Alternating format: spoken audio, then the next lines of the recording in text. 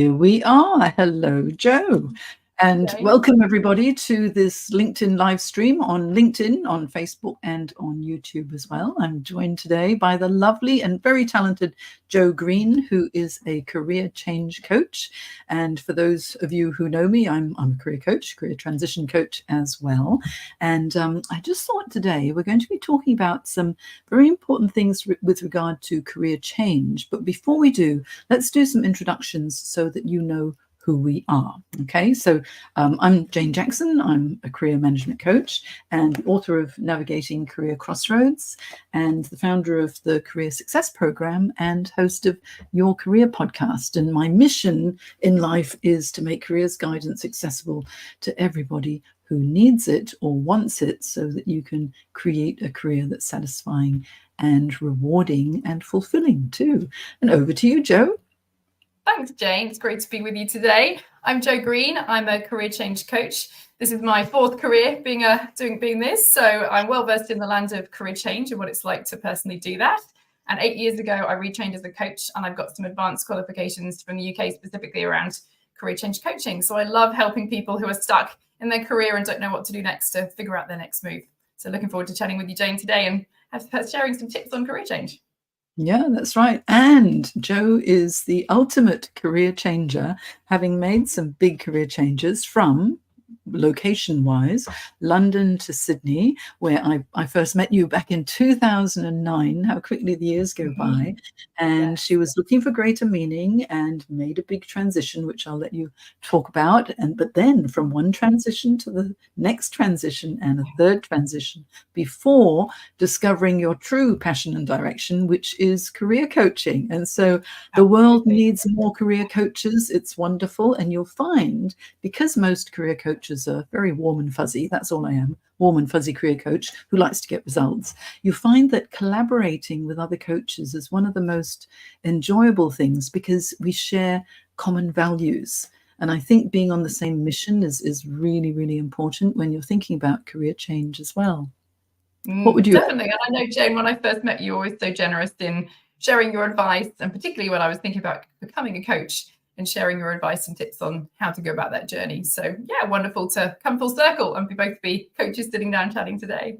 I know, and we can talk about careers all day long, but we've got limited time. Yes. So we'll get on with it. Oh, just to let you know as well, this will be a podcast episode on Your Career Podcast. So if you want to listen to it again, you'll be able to find it there. So what we're going to be covering today are three main things. One is, what are the barriers to career change? The second thing that we're going to be talking about are the biggest mistakes that people make when considering or making a career change, and tips on what to do when you're exploring career change as well. Okay, so those are the main things. And what I'd like to do is just change. We've got a banner here that says, welcome and where are you watching from? If you happen to be watching live, do pop in the comments where you're actually listening or watching from. For those of you who are watching the replay, please feel free to pop in the comments any questions as well, and also where you're watching from, because it's always interesting to know. Okay, and so let's kick this off with barriers to career change, Joe. Let's hear from you, because you've made so many interesting career changes. And what's gone through your head with all of this? Oh gosh, I think one of the biggest ones I hear from my clients, and that I definitely experience myself, are all the fears that come up with career change. I think that's the one that first comes to people's mind. The fear of getting into a career that isn't right once you get into it, the fear of failure that can come with that, fears around money, around job security, fear of what other people might think, and then fears around sort of confidence around skills and abilities and what might be possible, I think, come up for people, which is so natural because career change is such a big thing. We're thinking about changing a big thing in our lives, and our brains are ultimately trying to keep us safe. And so all those fears tend to be the first thing that flood into people's minds when they first start to think about making a career change. So that's one of the big things I really see lots of my clients come to me with. What about you, Jane? What are some of the big barriers you see? What I found is there's something which I call like identity lock-in, where if you've been in a profession for a long time, you tend to identify with being a certain profession. You know, you're the marketing person, or you're the strategic leader, or you're in pharmaceuticals, or whatever it is, we tend to label ourselves, and then we start to identify as this is who we are. And if we're not this person, who are we really? And that creates a little bit of fear when people are thinking about making a change, because they just think, oh, well, what else could I do? I've spent so many years training to be a lawyer, for example. And, there's the sunk cost when you've spent so much time, money, effort in becoming qualified. And then if you change out of that, is an element of guilt as well, because a lot of my clients, that when I was working, especially in Singapore, being dutiful children as well, sometimes parents, have a fair amount to say about what they expect their children to be: doctors, lawyers, dentists, financiers, whatever it is. And then if they're making a change, they don't want to disappoint anybody else. And so that can be a barrier to actually making that huge leap. So that's something that I've found with a number of people that I've worked with, who just want to make a change, but they don't want to. There's the fear of failure, of course. That's one thing. It's like, can I actually do this? And, will I be a disappointment to myself if it doesn't work? But the other one is, will I be disappointing other people when they've got certain expectations of me? So a lot goes on in people's minds, don't you think, Jo? Absolutely. I really see that, particularly with the people who spent a lot of time and money and effort in careers like engineering and lawyers and people like that sense of identity and what they're going to go through, and the grief that can come with that as well, of thinking about all that's happened in the past and moving forwards and what next. I think for a lot of people that ties into that is the lack of knowledge that can be a barrier. I've got all these skills and experience in whatever they've been working in, but what else could I do with that? And 100 years ago, we could have written down all the careers there were on a piece of paper, couldn't we? But now I think there's probably a new, different job role created every single day. Like, it's absolutely huge. It can be really overwhelming to think, well, I know I could do these things, and I know I want to do this sort of stuff, but where else could I use those skills and that knowledge and that experience in a different way? And you see lots of people getting stuck with that. Yeah, and identifying what the job title is, because there are so many different job titles now, and what do they really mean? In one of my clients where I do some work, I'm called an executive consultant. What does that mean? Absolutely nothing. Okay, an executive consultant. I mean, if it's a career coach or a facilitator or a trainer, or if you're learning and development manager, that makes sense. But if it's something that's a little bit vague, then it's very hard to be able to really identify where you want to go. Just want to mention, Jo, we've got some nice people who are saying hello. There's Daniel Young and Sue Elson. Hello, Sue, who's having a sunny day in Melbourne. Ali is from Narm, Vietnam. Is that what you mean? Ashley Wong's from Sydney. Alison's from Sydney. Dale is from the South Coast, New South Wales, and Robin is also from sunny Melbourne. So that's lovely. It's sunny Sydney at the moment too. Okay, so thank you so much for joining us, everybody. And we're talking about barriers to career change today. So if you've just joined us, that's what we're going to be focusing on. And feel free to ask any questions as well. And what I want to do just while we're having a chat is to put up here, if I'm putting a ticker there, okay? So if you're interested in connecting with either Jo or myself, that on the scroll on the ticker at the bottom, it's got both of our websites, so you can go and have a little bit of a whiz around there and have a look too. Okay, so let's now talk about big mistakes. When people finally think, okay, I'm going to let go of this identity, I'm going to stop worrying about whether I can do this, make this change or not, and they actually take that leap into making a career change. What would you say are the biggest mistakes that you've noticed that people make when making a career change, Jo? I think one of the ones I see often is that people try to change career on their own, and they try to change career with the information that's in their head. And they think, if I just sit here for long enough and crunch all the information in my head, I'm going to have this moment, and ping, here the career change is going to come. And I think that actually the answers to the career change is out there in the world for people, and actually engaging with other people, whether that's for support as you're going through all the fears and things we just mentioned, Jane, and all the emotional stuff that can come up in career change, but also to get information about what are the different careers out there that might be right, and what are people actually doing in those careers? How are they spending their time? What are they doing all day? What skills are they using? And all the many things you need to understand to actually figure out whether something's going to be right for you. So I think doing careers on your own is a big thing, a big mistake that lots of people make. Another one I think that comes up quite often in the first conversations I have with people is people often say to me, I'm going to need to study. I'm going to need to go back to university and do some study or some other qualifications. And I kind of explain that people are starting to think with the how before they've figured out the what.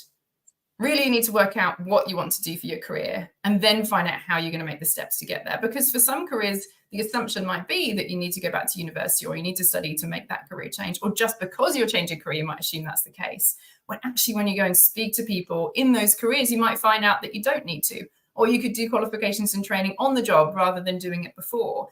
And so actually focusing on what first can be a really good way of approaching it a bit differently.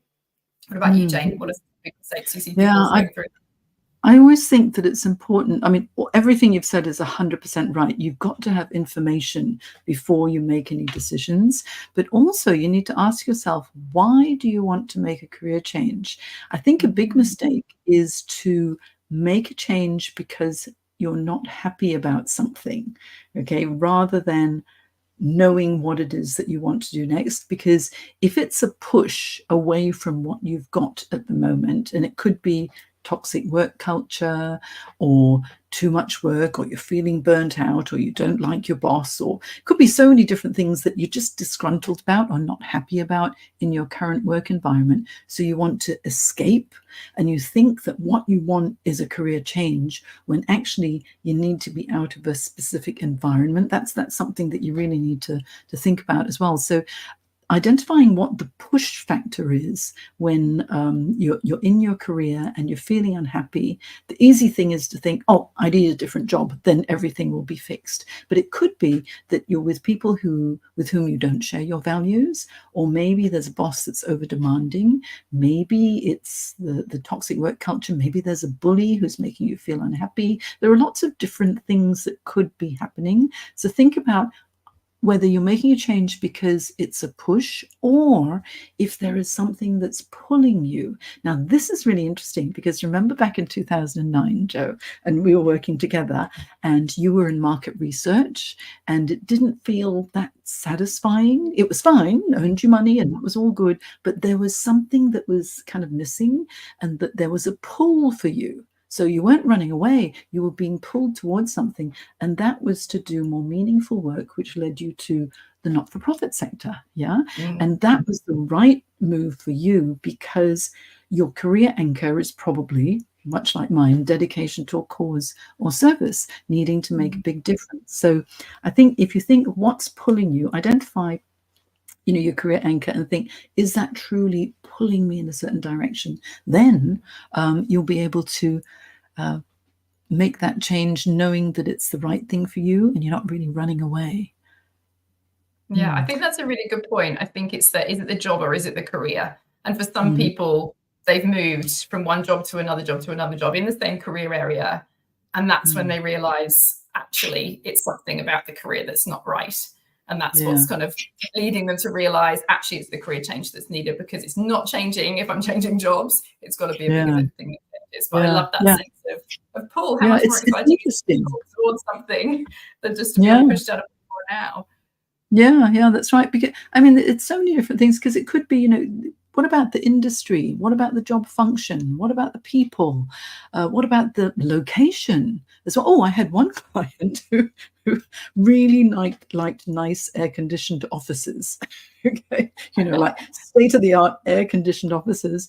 And they went for this job interview with this company where they had to walk through like a market area. And so, yes, it was retail and it was food and all of that. But it was like, I didn't like climbing over the cabbages, in order to get to the office. And I thought, okay, I see. And I had another client who was not happy because she didn't have a view of the Harbour Bridge. She had moved from Adelaide to Sydney, and the dream was office overlooking the Harbour Bridge. And she had a very nice corporate office, but it didn't overlook the Harbour Bridge. Then there was a redundancy, and it was that she didn't want to go home to look for another job. She wanted another job in Sydney, because she goes, I will have failed myself if I don't get that one dream.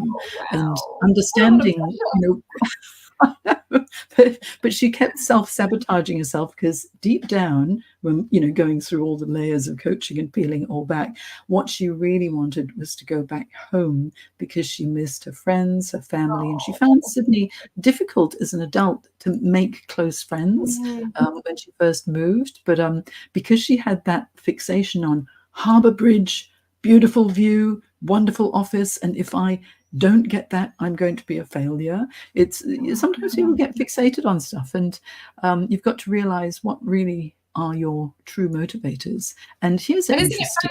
It's so fascinating unpacking that, isn't it, with somebody and seeing that what seemed on the surface that it was about the Harbour Bridge and having that view, it wasn't. It was something else that actually wasn't for her. It was actually about loneliness. And what was interesting was she went to these all these interviews and kept not getting. She was perfectly qualified, but I think she was self-sabotaging.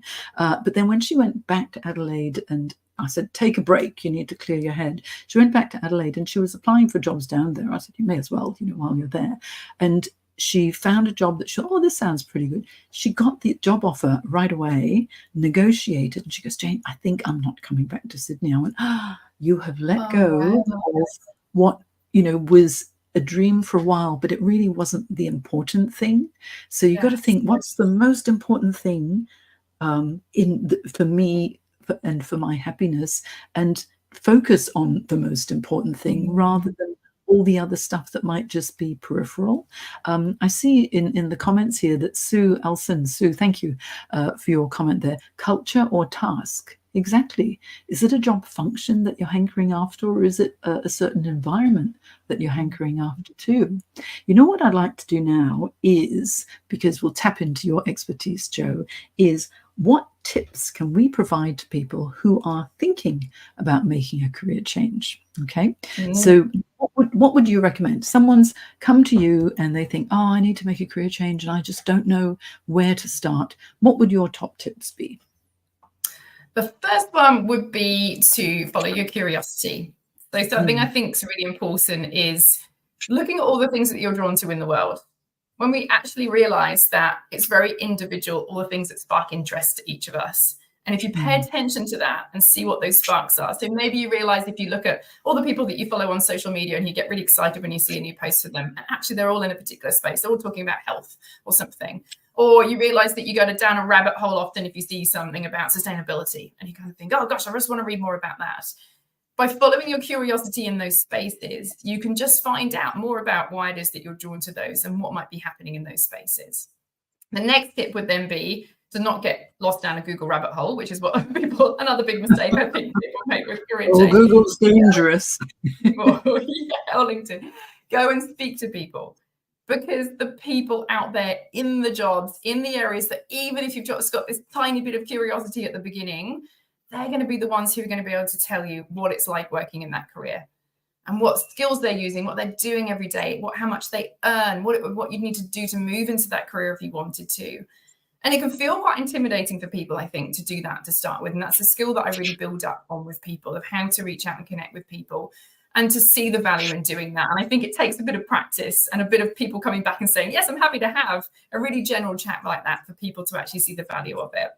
So the next tip that links to that would be not to be looking for a job when you're first looking at career change, just to be looking at following that curiosity, looking for people that you're interested to speak to so that you can learn more.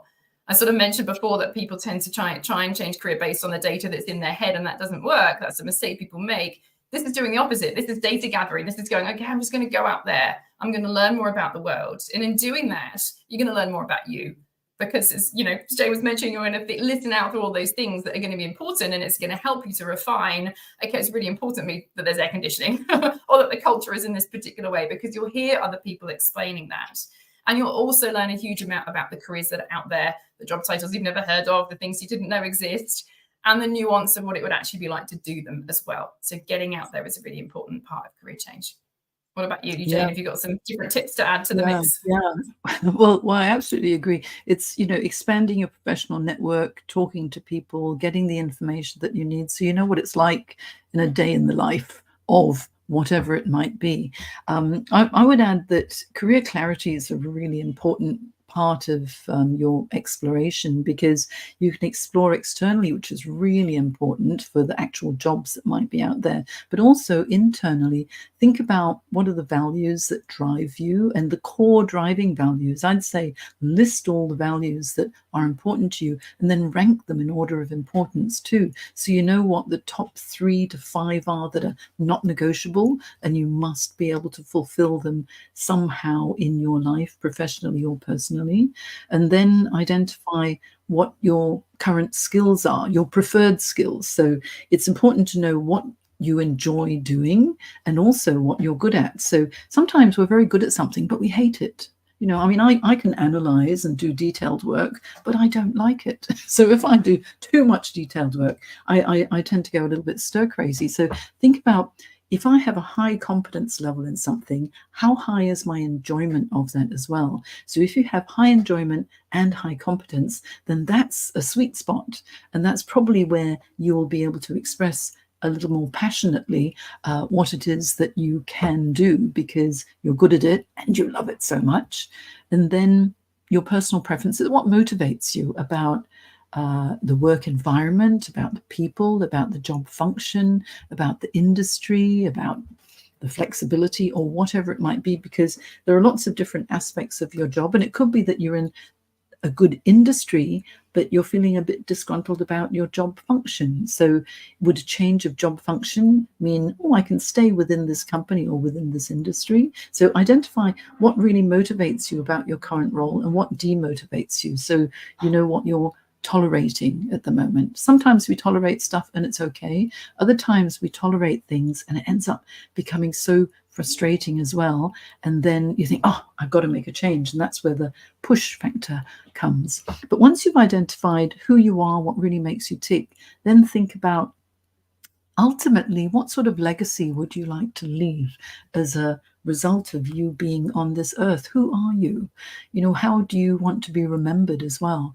And one of the things I like people to do is to reverse engineer their careers a bit. So you think at the end of your days, say you're 102 or 95, or whenever you're ready to say sayonara, when you're ready to say goodbye, what needs to have happened in your life and career for you to say, I had a really good life and I can actually go now and I feel there are no regrets. So I think live with no regrets is something to consider as well. So many things to think about, aren't there, Jo? Yes, definitely. And so many things to work through and worries that can come up in the process. I think it's a complicated thing, career change, that's for sure. Yeah, that's right. And Daniel's just told us that he's from Maitland, Florida. I wonder how things are going in Florida. You have an election coming up soon. It's going to be very interesting. And thank you, Syed, for saying good learning. Now, if you happen to have any questions, please feel free to ask. We don't have any questions at the moment, although there are people listening in. You know what I've noticed, actually, Jo, is looking on my phone app, the session is not turning up, but obviously people are watching it. So maybe there's something on my phone. So I hope that there isn't a glitch, but you know, obviously everyone who is here is able to see us. So if you do have any questions, feel free to ask, and you can ask while we're live now, or if you're watching the replay, you can ask the questions, and of course we will go back into the comments and respond as well, because I wonder, what are the biggest barriers that others may be facing as well? I mean, is anyone who's watching now, have you made a career change, or are you thinking about making a career change? What's worked for you and what hasn't worked for you? Because we'd really love to hear. But let me ask you, Jo, you know, when you made that first change, when you arrived here in Sydney, what do you think was the hardest thing for you before you made your decision? Oh, gosh, it's a long time ago now. It was 15 years ago. Yes. I think it was the leap of faith of sort of going, is this going to be the right thing to do? And yeah, there's always an element of that to career change. But you know, the more you can be informed, as you were saying about you and I was saying about the world out there, Jane, and bringing those two things together, I think that's the important part, which you really helped me to do. I think it was just knowing, okay, I've just got to give this a go and see what happens. But I was so motivated I'd had this sort of epiphany in a focus group. Oh, I realized I've got to do something that means more than what are people putting on their wine bottles. I was getting market research. So I was so driven. I think, as you said, that why, that pull factor was really there for me. That just kept me going. Okay, I've got to give something else a try. I think it was really great that the first job I landed in the not-for-profit world was a 6-month contract. And so it was perfect to give me a chance to really get some experience and try it out and see whether moving into something a bit different was going to work for me. And that really then led me forwards in that career, which was wonderful. Yeah, but going into the not-for-profit sector, which is where you've got extensive experience because you worked for Clean Up Australia, and then you worked for Canteen, which is such an amazing, amazing charity, and then you worked for Caritas, and you were traveling all over the world on amazing programs. You must read Jo's stories. I've got parts 1, 2, 3, and 4 of Jo's career change stories on my website, which is, where is it? Hang on, I'll just pop up here. There on janejacksoncoach.com, you'll find the blog, and you'll be able to find that on the website. And also the story is on Jo's website, which is here at Jo Green Coaching. All right, so you can go to both of those websites and you'll find all about Jo, which would be wonderful. And I'll leave your website up there for a little while. But getting into the not-for-profit sector, it's not easy, is it? What would you say is Yeah, I think it depends. I think it's one of those things that maybe it is, maybe it isn't. I think you have to go and explore it. And as you said, building up those relationships is such an important part of it. And I think for me, getting that first contract really was the kind of into the space, and being open to the different areas that I sort of worked at. Lots of people get into the not-for-profit space because they volunteer first with an organization. I've met lots of people who were doing that and found a way to sort of learn more about the organization and get a bit of an in that way. I think it depends on the parts. There's some parts of the not-for-profit sector that I experienced where there were many people trying to get roles in that area, and others where it wasn't quite so the case, just because of the type of work that was happening. So I think, if there's something people are looking at, then go and find out. Don't kind of assume it's going to be hard until you've gone and checked, because things might not be as you expect. And the more people you meet and the wider the network base you build in a certain area, the more advice you'll gain as well, which will make it much easier. Now here's an interesting question from Sue. Thank you, Sue. Apart from barriers, why do you think people don't take that first step? I know what I would say.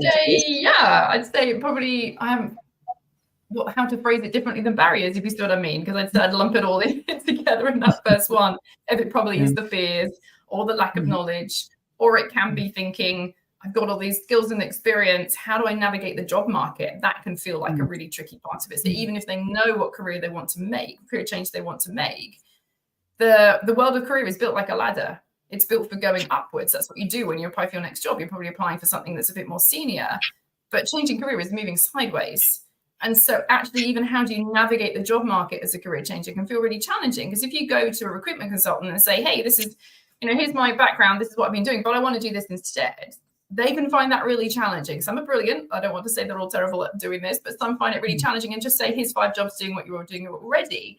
And if you go on Seek, it can feel really hard. This is the job description. This is your CV. They look very different when you're changing career. And it's robots sometimes looking at it now, isn't it? Not people. And so it can feel really hard of how are you going to prove that I do have the skills and experience, that I could work in this new area. And navigating that part of the career change can be another bit where people can really find it tricky. What do you think, Jane? Yeah, I think, sometimes people don't take that first step, Sue, is because of complacency, I reckon, because better the devil you know than the devil you don't, some people may think. And you may be feeling a little bit disgruntled or dissatisfied, but you think, oh, it's okay, a job's a job, I'll just stay here anyway. And then the years go by and you're still in the same place and you're still disgruntled. I think that's why people don't take that first step until there's a redundancy. And I've coached people who say, I didn't want the redundancy, but I'm glad to be out of there because I was so unhappy. And I'd say, well, why didn't you leave originally? And it's some people say I was waiting for a package, a redundancy package. But for others, it's like, it was kind of okay, but I just wasn't happy. And so the redundancy ends up being a blessing in disguise. So I think it's, really take stock about where you're at the moment on a scale of 0 to 10. How happy are you? How happy do you want to be? Some people don't mind not being very happy. Others, are seeking, that happiness as well. So think about that level of complacency, I reckon. Thank you. Good question. Here's another question from, it says a LinkedIn user, so I don't know who it's from.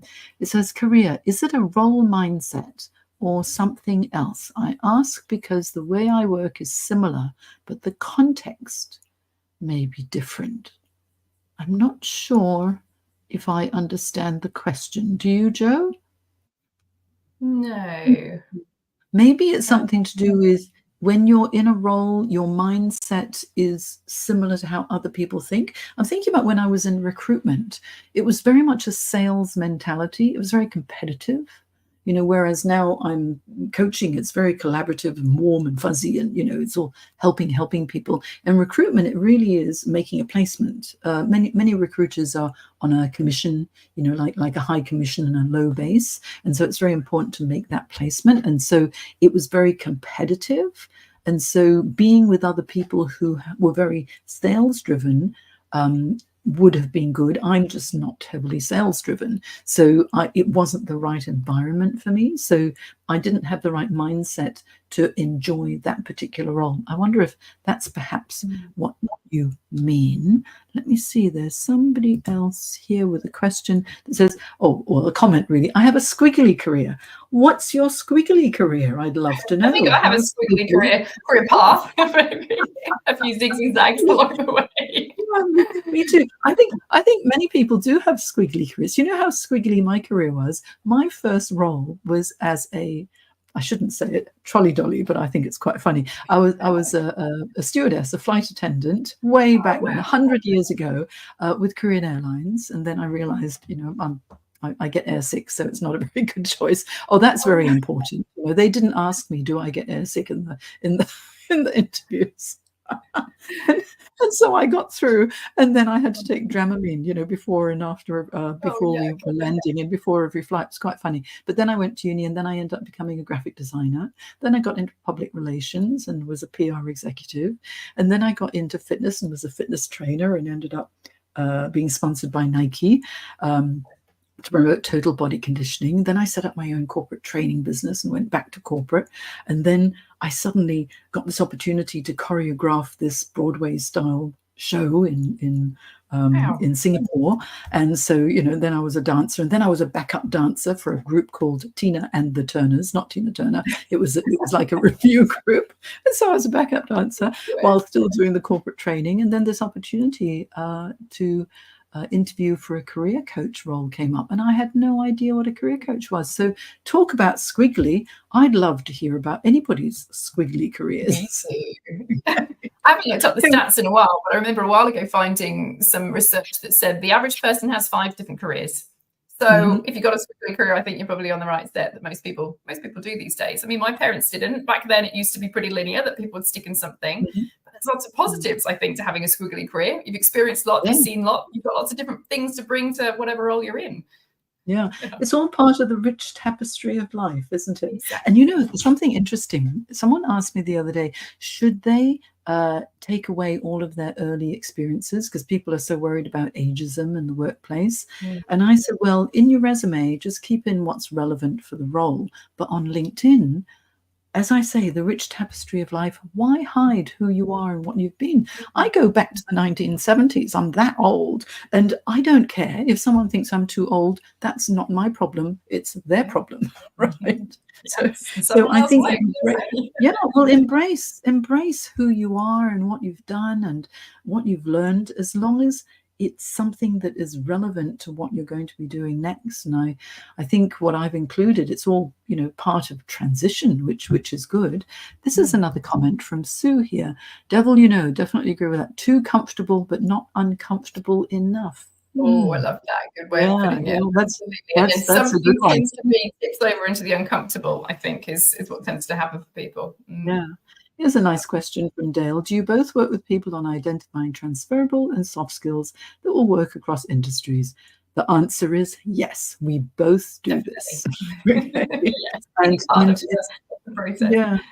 Yeah, it's part of the process, and I think any career coach who really cares about what you're going to do next is going to get inside you, and to find out exactly what it is that you have to offer, and then with the experience that Joe has in multiple industries, and myself as well, it's all about what is needed in different industries and different roles and different job functions, and what is it that you can do as well. So if you're interested in doing this, let me just show you. Go to Joe's website, joegreencoaching.com, and have a look at all of the services that Joe can provide, because she's a wonderful, wonderful coach with amazing experience. Or if you want an oldie, you can come to my website, janejacksoncoach.com. I'm so long in the tooth, honestly. If you want to work with a dinosaur, then you can work with me. If you want to work with just this bright spark who's amazing with fantastic experience, then go to Joe. All right, so there you go. You can choose whatever you want. And I want to direct you to somewhere. If you go here, janejacksoncoach.com/podcast, and you type in Joe Green, you will get to listen to an interview that Joe and I did in 2017. It's episode 105. Wow. 2017, when you made, I think it was your second change. It must have been into the not-for-profit space. No, it was when you started coaching. Oh, it was when I started coaching. Of course it was. Yes. It would have been, yes. Yeah, 2017. Started coaching. Yeah, wow. Yeah, so you had your 3 transitions within not-for-profit, amazing career, and that's when you discovered coaching.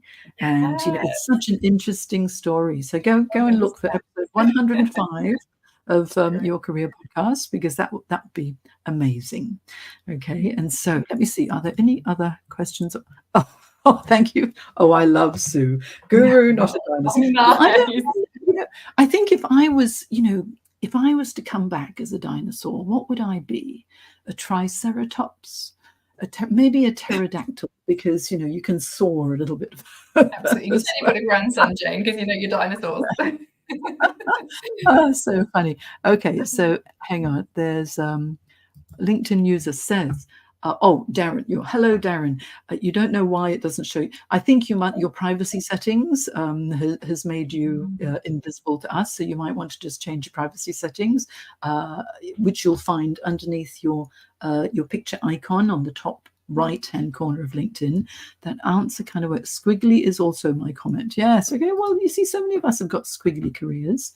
So here, Jane and Joe, I'm undergoing a career change into customer success, but majority of the roles that I have applied for and received a response screen call, often feedback is I have no prior experience, even though I have relevant transferable skills.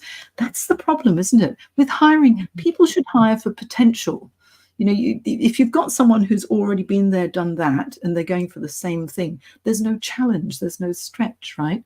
But if you're making a change into customer success, you've got relevant transferable skills, you need to start talking to people who are in customer success. I would suggest go onto LinkedIn and then type in the search customer success, different roles, different permutations, and see if you can connect with those who are in that role at the moment, and have some informational interviews, like network with them to find out exactly what does it take to be successful in that role? How did they do it? And have a look on their career path as well, because you'll find that a lot of people get into customer success, not because they started out, customer success, there's no such career that you think about when you're in your high school years, I want to be a customer success manager. Okay. It tends to happen as you progress in your career as well. And there are a lot of, on LinkedIn, there are a lot of customer success professionals who are very talented. You look under LinkedIn as a company, and then customer success, and you'll find a lot of talented customer success professionals that you can probably connect with, and also pick their brains a little bit on how did you make that career change. That would be helpful. What would you recommend, Joe? Yeah, I just add to that, Jane. I think exactly what I was thinking, that have some conversations with people in the industry, not looking for a job, just looking for have a chat with them to understand more about the industry, what's going on in it at the moment, more about exactly the types of roles you'd like to apply for, and just to build up your network in that space. Really focusing on just finding out more information and building up the network. And then in those conversations, say to people, okay, this is what I really, really want to do. These are the skills that I've got. What do you suggest that I do? Really ask for their advice. Ask for if there's ways that you can get involved that could show that you're really interested in it. So maybe there's a conference you could go to. Maybe there's a project that they're working on that you could give them a bit of free help on to show that you've given it a try and you've actually got some experience in that. And through doing those types of things and your sort of face and your voice and your name being around all that kind of stuff, quite often job opportunities and contacts and things like that come from those conversations. And so it might not be that you end up getting a role in customer success from finding a job on LinkedIn or Seek. It's from the conversations that you have purely just by going and spending more time in that area and seeing what you can learn and how you can help people in that space first so that you can move into it. Yeah, fantastic suggestions. Also, think of your career as a matrix. It's not really a ladder. If you're targeting customer success, have a look at the job descriptions and of various job ads for customer success professionals and see the skills that they're looking for, and then think, okay, where are the gaps? And maybe I can move into this direction that will get me closer to that particular role. So it might not be the next step that you take. It might be the next 1 or 2 steps for you to get to where you really want to be. So if you plan your strategy effectively, then ultimately you'll be able to reach where it is that you want to go to. It might mean that you need an additional certification or qualification, but find out from that network first, people who are actually doing it, because they'll be able to tell you whether it's really needed or not as well. So that's a really good question. Now, Joe, we're coming up to our time now. And so what I want to do is to let you know that Joe Green Coaching, okay, great stuff. Lots of interesting blog posts and everything in there. JoeGreenCoaching.com if you want to find out more about Joe. Also, connect with Joe on LinkedIn too. Just look for Joe Green Career Coach. You'll find her. And then you can have a look for, I'm not going to call myself a dinosaur. I'll call myself a triceratops from now on. Okay. Have a look on my website, JaneJacksonCoach.com. I've got a number of free resources there that you can just click and take. One is a free branding webinar, 3 secrets to personal branding for career success. Another one is a career quiz that you can take to see where the gaps are when you're actually looking for a job and what you might be doing right or wrong. Okay, and there's a goals calendar that you can download that will be quite helpful too, to help you stay on track, because setting your SMART goals is good, but you also need an action plan. So there's an action plan template that will be helpful there too. Okay, so remember, JoeGreenCoaching.com, connect with Joe, and you can go to my website and connect with me on LinkedIn too, okay? You can either just follow or you can request to connect. Having a personalized note is always better than just clicking connect, connect, connect. Wouldn't you agree, Joe? Absolutely. Oh, here's a good suggestion from Sue as well. Thank you, Sue. Explore micro-credentials from MOOC.org. Okay, because you don't want to spend a fortune unless you really know what it is that you're going to do. So taking mini certifications just to see if you will enjoy this new direction and using those new skills is a great idea. So thank you, Sue. That's fabulous. And here we go. Another, Darren Wu again. Thank you, Darren. Really appreciate it. And so anyway, anyone who's watching the replay, then please do connect with us. If you've got questions, pop them in the chat or pop them in the comment section, and Joe and I will go back and we'll respond to any additional questions that are there as well. And so it's been an absolute pleasure. Parting thoughts, Joe? Yes, thank you everyone for the questions and the wonderful thoughts. It's great to chat to you, Jane, and think of things in some different ways. I'm going to listen back because I think there's some really great takeaways for me to think about career change a bit differently, which is so wonderful to have a chance to do that. So thank you. No, well, I just love you. You have this fabulous, fresh approach and very practical approach, which is wonderful. And then I I just waffle on a lot. I'm always up for a chat, and I love talking about careers. And I think that for me, it's been just such an honor that we can do this together. And I think we should do it again. We might make it a regular thing. If anybody wants this to be a regular thing, ask Jane and Joe anything, then maybe we'll do it. And I see Jenny Simmons is there too. Now, thank you, Jenny, for joining us. Thank you, Robin, for joining us. Thank you, Dale, and Darren, Sue, and everybody else who is here. So take care, everyone, and we will see you on a next LinkedIn Live. And I'll end our stream now. Bye. Thank you. Bye.